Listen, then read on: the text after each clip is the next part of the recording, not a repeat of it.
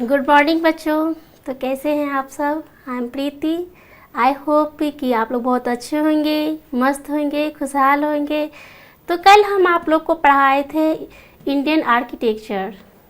आज हम उससे आगे डिस्कस करते हैं और आपको बताते हैं कि इंडियन आर्किटेक्चर में और क्या सब है। देखिए, आइए हम समझते हैं। फर्स्ट है कि इंडियन आर्किटेक्चर क्या है। इंडियन आर्किटेक्चर, इसके बारे में जानते हैं। The story of Indian art and architecture is a story of evolution. Story of evolution. Evolution means होता है कि जो विकास करना। Evolution means Vikas. From the ancient Indus Valley civilization of the British rule, the building and sculpture have a narrative of their own. Narrative means कहानी.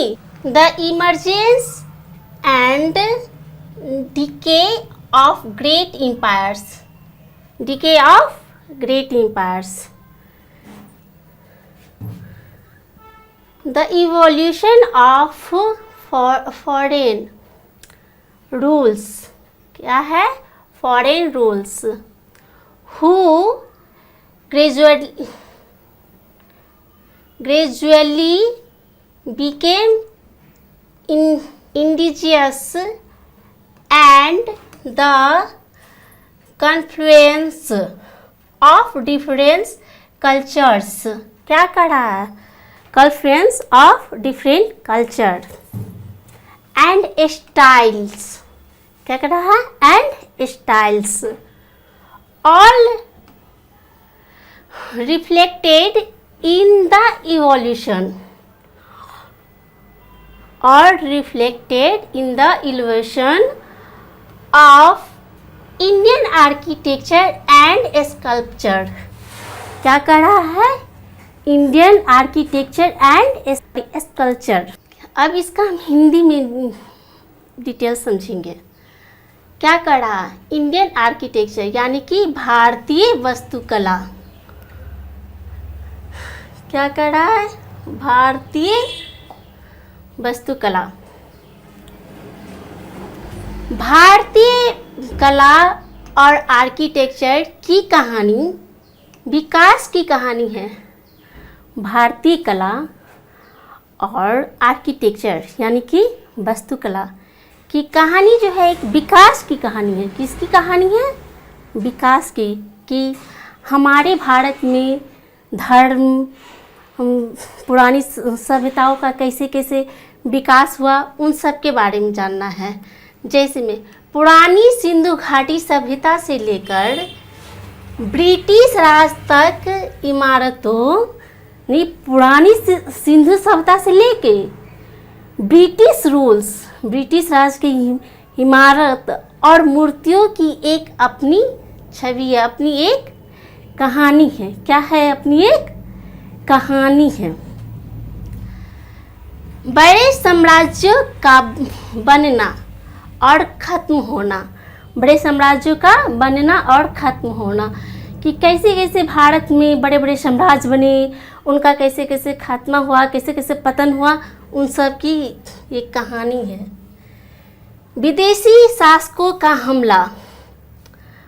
विदेशी शासकों का हमला मतलब विदेश से जो शासन करने आए शासक जो थे, उस सब का हमला, कैसे कैसे हमला हुआ, कैसे कैसे वो भारत में आए, वो सभी जो धीरे धीरे देसी बन गए। और वे सभी देसी बन गए और अलग अलग संस्कृतियों और स्टाइल का मेल, अलग अलग संस्कृति और स्टाइल का मेल है। ये सभी भारतीय आर्किटेक्चर यानी कि वास्तुकला और मूर्तिकला के विकास में दिखते हैं। और किसके विकास में दिखते हैं? मूर्तिकला के विकास में भी दिखते हैं। ठीक है, अब देखिए हम बात करते हैं architectural features and Indian perspective. क्या कह रहा है? आर्किटेक्चरल मतलब architectural features and Indian perspective कहता है कि भारतीय वास्तुकला की विशेषताएं बताए जो भारतीय परिप्रेक्ष्य में क्या सब थे। कहते हैं कि भारतीय वास्तुकला की विशेषताएं बताए जो कि भारतीय परिप्रेक्ष्य में क्या थे, कैसे थे। क्या कहता है? Different phase of development. क्या कह रहा है? Different phase of development of a country in different areas are reflected in their architecture। क्या कर रहा है? reflected in their architecture। अब कह रहा architectural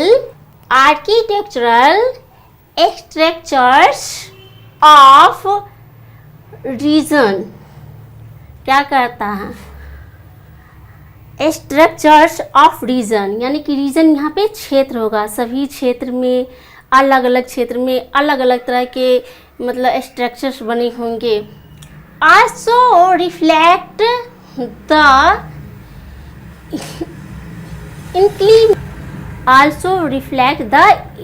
inclination of society towards its culture and traditional.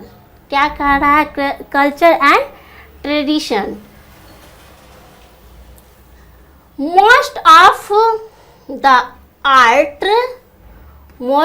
The art and architectural remain in India are religious in nature. Religious in nature कहाँ? India में। क्या कहता है? आप देखिए हिंदी में इसको अच्छे से हम बताते हैं आपको। किसी देश के विकास के विभिन्न चरण, किसी देश के जो विकास होता है उसका अलग अलग चरण होता है। विभिन्न चरण अलग अलग युगों में उसकी स्थापत्य कला में प्रतिबिंबित होती है। क्या होती है? प्रतिबिंबित होती है कि किसी भी देश के विभिन्न चरणों में अलग अलग युगों में उसकी स्थापत्य कला में प्रतिबिंबित होते हैं। प्रतिबिंबित मीन्स इमेजिनेशन होते हैं। किसी क्षेत्र की वास्तुकला संरचनाएं समाज की संस्कृति और परंपरा की ओर उसकी प्रवृत्ति को भी दर्शाती है। जैसे कि मतलब वास्तुकला संरचना जो है सो किसी क्षेत्र के, किसी समाज के, संस्कृति की और परंपराओं की, उसकी प्रवृत्ति की किस तरह से होते हैं उस सभी को दर्शाते हैं, सभी को दिखाते हैं। भारत में अधिकांश कला और स्थापत्य अवशेष धार्मिक प्रकृति के हैं। जैसे भारत में अधिकांश कला जो है, भारत में जितना भी अधिकांश कला जो है वो क्या है? स्थापत्य अवशेष जो है वो धार्मिक प्रवृत्ति की है। किस प्रवृत्ति की है? तो वो धार्मिक प्रवृत्ति की है, धर्म से जुड़ा हुआ है।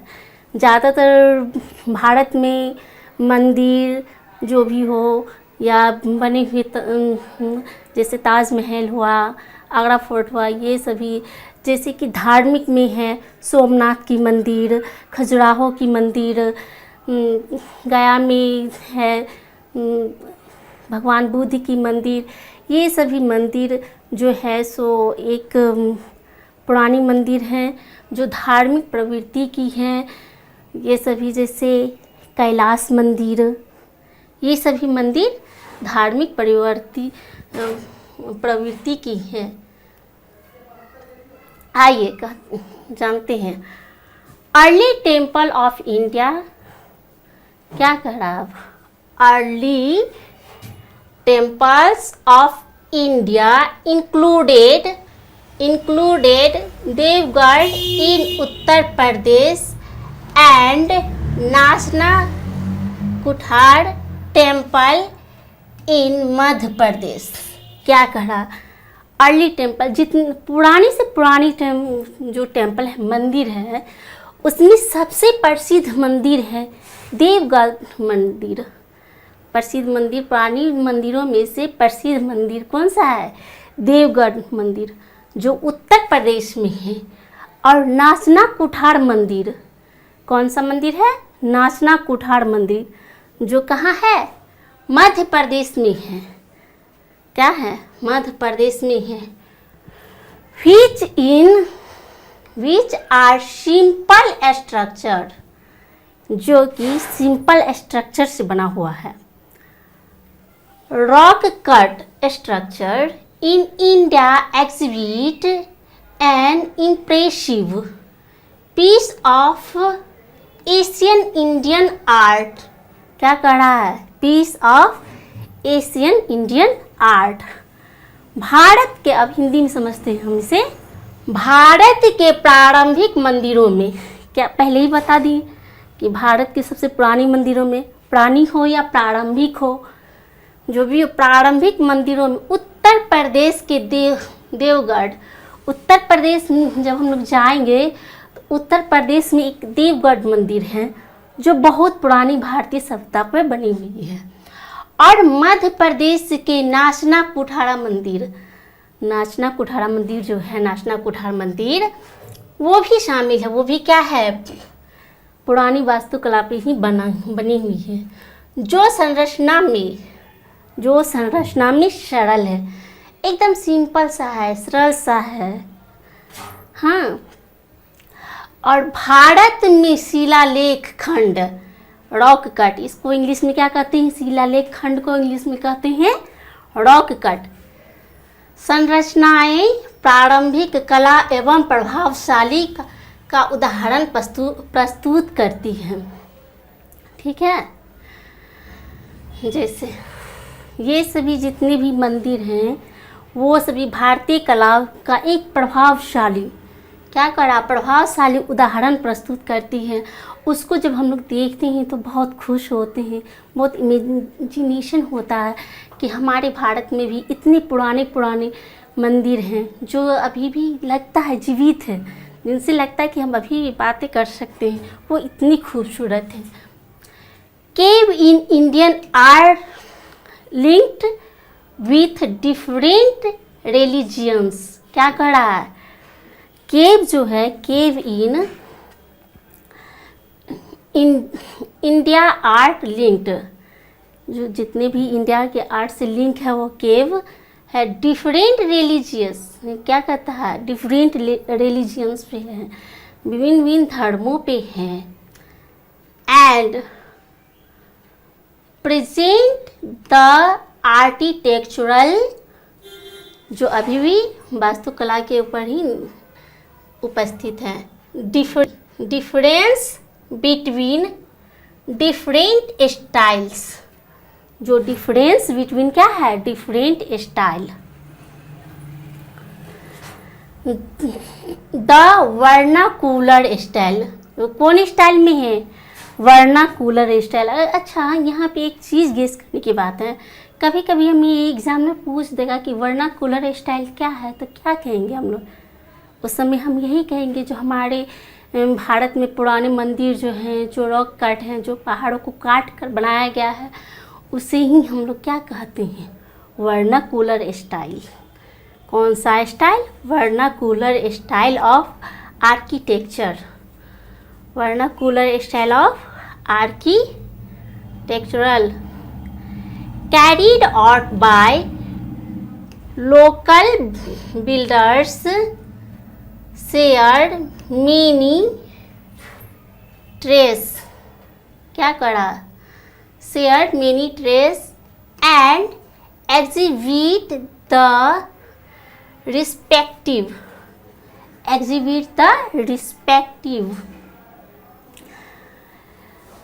regional climate means वातावरण, available climates, locally available raw materials, जो कि वहाँ से लोकल के जो रॉ मटेरियल्स उपलब्ध होते हैं उससे ही बना है, for constructions and so fourth, जो कि जो बना हुआ है सो कंस्ट्रक्शन सो फोर्थ।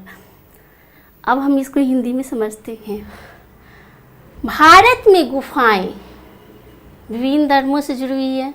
वहाँ भी लिखा हुआ कि भारत में जितनी भी गुफाएं, हम पहले भी बोल चुके हैं कि हमारे भारत में जितने भी मंदिर हैं, गुफा हैं या रॉक कट हैं, वो भिन्न भिन्न धर्मों से जुड़ी हुई हैं और भिन्न भिन्न शैलियों के बीच वास्तुकला के अंतर प्रस्तुत करती है। विभिन्न शैलियों के बीच वास्तुकला के अंतर को प्रस्तुत करती है कि वो मतलब अलग अलग धर्मों से जुड़ा हो, तो अब इसीलिए है कि जो वो अलग अलग धर्म की बातें करेंगे, अलग अलग धर्म का वो उसमें बनावट होगा।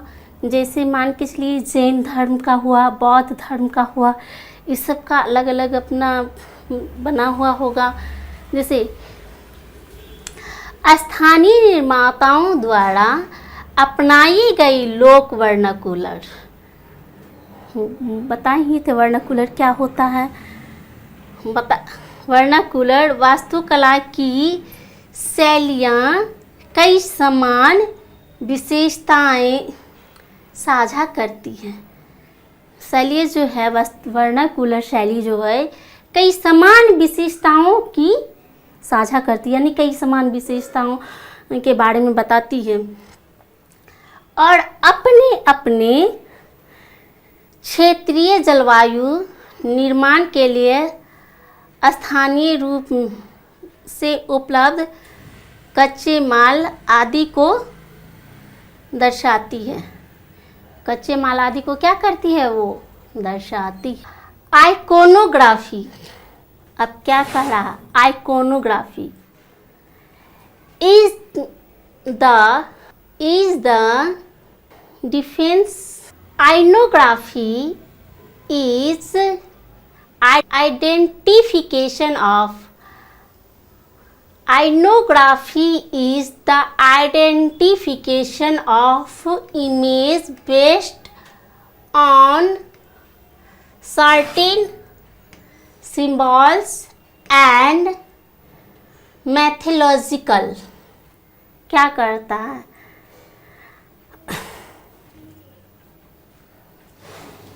stories associated with them. क्या कर रहा है, स्टोरी एसोसिएटेड विथ देम। अब इसको हम हिंदी में समझते हैं। आइकोनोग्राफी चित्र क्या है, एक पहचान है। आइकोनोग्राफी चित्रों की क्या है, आइकोनोग्राफी चित्रों की पहचान है। आइकोनोग्राफी में जो है ना उसका एक अलग से पढ़ाई होती है। आइकोनोग्राफी में चित्रों की पहचान की जाती है जो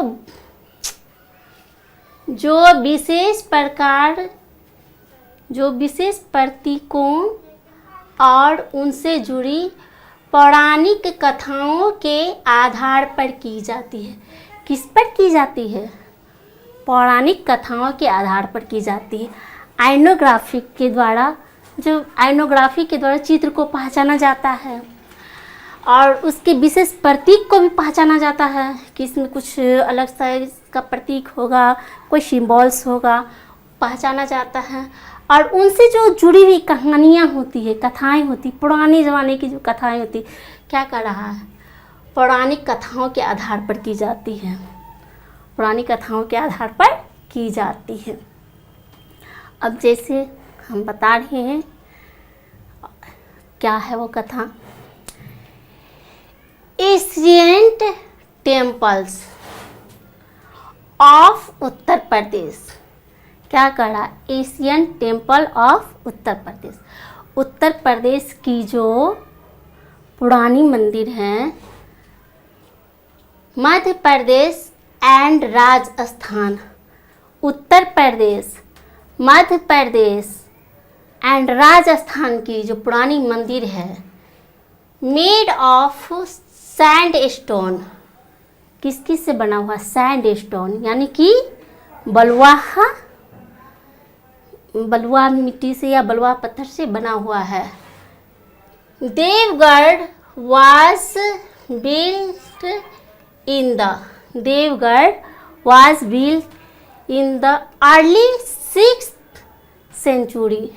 देवगढ़ जो है वो 6ठी शताब्दी पहले की बनी हुई मंदिर है। वो देवगढ़ जो है कहाँ की मंदिर है? उत्तर प्रदेश की सबसे पुरानी मंदिर है। वो कब की बनी हुई है? तो 6ठी शताब्दी की बनी हुई है। यहाँ पे नोट करने की बात है बाबू, यहाँ पे नोट कीजिए।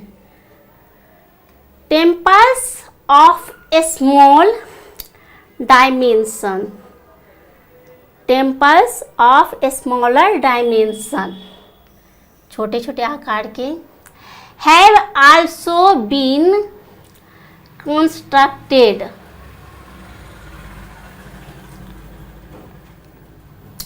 over a period of time, over a period of time। उत्तर प्रदेश, मध्य प्रदेश और राजस्थान के प्राचीन मंदिर हम बताएं कौन कौन सी जगह की याद रखना है। अगर जगह याद रहेगी तो हमें एग्ज़ाम में क्वेश्चन सॉल्व करने में बहुत ही आसानी होगी, इसलिए हम बार बार रिकॉल कर रहे हैं और आप उसे याद कर लीजिए। जैसे उत्तर प्रदेश, मध्य प्रदेश, राजस्थान, ये 3 जगह कौन कौन सी जगह है? उत्तर प्रदेश, मध्य प्रदेश और राजस्थान के मंदिर, प्राचीन मंदिर जो है किसका है? बलुआ पत्थर से बने हैं। किस पत्थर से बनी हुई हैं? तो बलुआ पत्थर से बने हुए हैं। और देवगढ़ की मंदिर जो है 6ठी शताब्दी ईस्वी की है। देवगढ़ की मंदिर जो है 6ठी शताब्दी के ईस्वी के शुरुआत में बनाया गया था।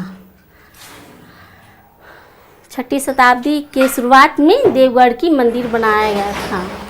समय समय पर छोटे आकार के मंदिर भी निर्माण किए गए। उस समय जैसे जैसे समय चेंज होता गया वैसे वैसे मंदिर का निर्माण किया गया और मंदिर जो है वो छोटे छोटे आकार के बनने लगे। ठीक है। A unique form of architecture, a unique form of architecture also developed in the hills of Kumaon, Garhwal and Himachal,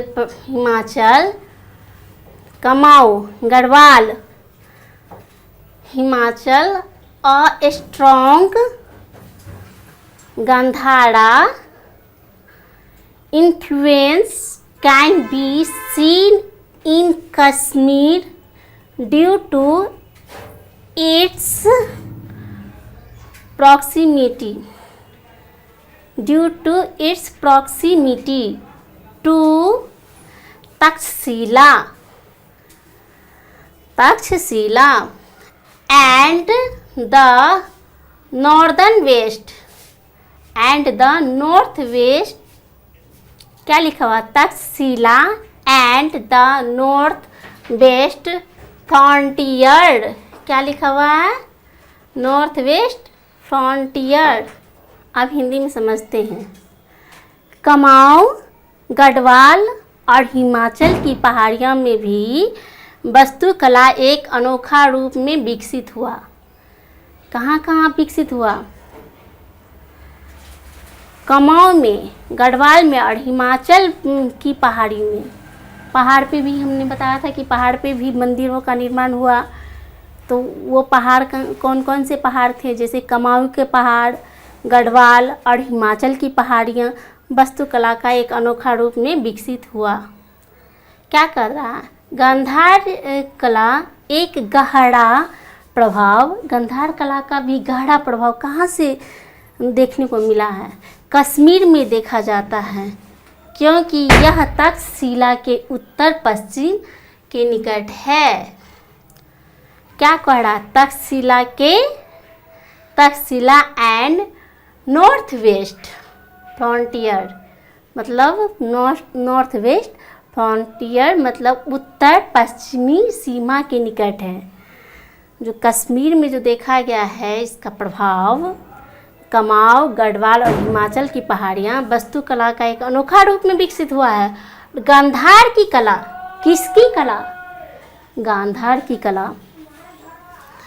का गहरा प्रभाव, गांधार का सबसे ज़्यादा प्रचलन जो हुआ वो गहरा प्रभाव कश्मीर में देखा जा सकता है, कश्मीर में भी देखा जा सकता है। यह तक्षशिला और उत्तर पश्चिमी सीमा के निकट है, यह तक्षशिला के उत्तर पश्चिमी सीमा के निकट है। अब आइए हम समझते हैं, इतना सारा कहानी तो समझ गए हैं। अब हमको समझना है कि आर्किटेक्चर, इंडियन आर्किटेक्चर कितने कितने पार्ट्स में बांटे गए थे, इसके क्या क्या क्लासिफिकेशन है, वो किस किस काल में आया, किस तरह से आया, इन सब के बारे में हम चर्चा करेंगे।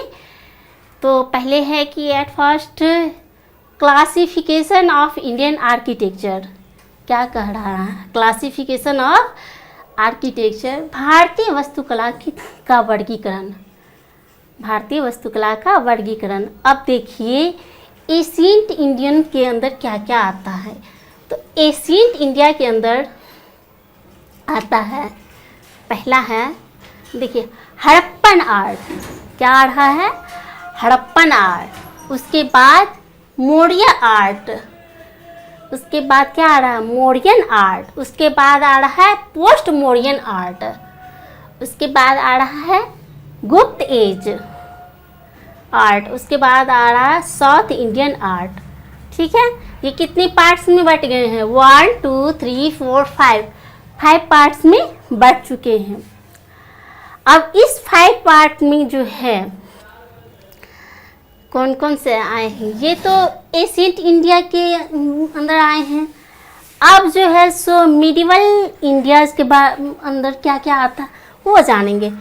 तो मिडिवल इंडियाज़ के अंदर आता है जैसे दिल्ली सल्तनत।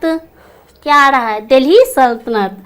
उसके बाद आ रहा है मिडिवल इंडिया मुगल आर्ट। क्या आ रहा है? मुगल आर्ट। और अब आएंगे हम किस पे? कौन कौन से पढ़ लिए हमने? Ancient India, medieval India. अब हम लोग पढ़ेंगे मॉडर्न इंडिया। तो मॉडर्न इंडिया में कौन कौन से आते हैं? तो मॉडर्न इंडिया में आते हैं इंडो गॉथिक स्टाइल। कौन स्टाइल है? Indo Gothic style. और उसके बाद दूसरा है क्या? New Roman style. उसके बाद क्या है? New Roman style. तो यहाँ पे देखिए भारतीय वास्तुकला का वर्गीकरण, हिंदी में हम देखते हैं भारतीय वास्तुकला का वर्गीकरण। जैसे प्राचीन भारत में क्या क्या आया है वो देखते हैं। हड़प्पा कला, भारतीय वास्तुकला का वर्गीकरण प्राचीन भारत में आता है हड़प्पा कला, मौर्य कला, मौर्योत्तर कला, गुप्तकालीन कला, दक्षिण भारतीय कला।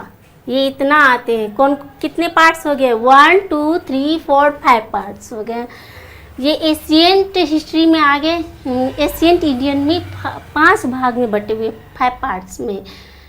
उसके बाद फिर आते हैं मध्यकालीन भारत पे। किस पे आते हैं? तो मध्यकालीन भारत पे। तो मध्यकालीन भारत में उस समय दिल्ली सल्तनत। क्या था? दिल्ली सल्तनत। मुगल कला। क्या था? मुगल कला। उसके बाद आधुनिक भारत, ये तो मध्यकालीन भारत कब हुआ। अब आते हैं आधुनिक भारत पे। आधुनिक भारत में होता है इंडो गॉथिक शैली। क्या होता है? इंडो गॉथिक शैली। और दूसरा है नव रोमन शैली। ठीक है, क्या है? नव रोमन शैली, न्यू रोमन स्टाइल।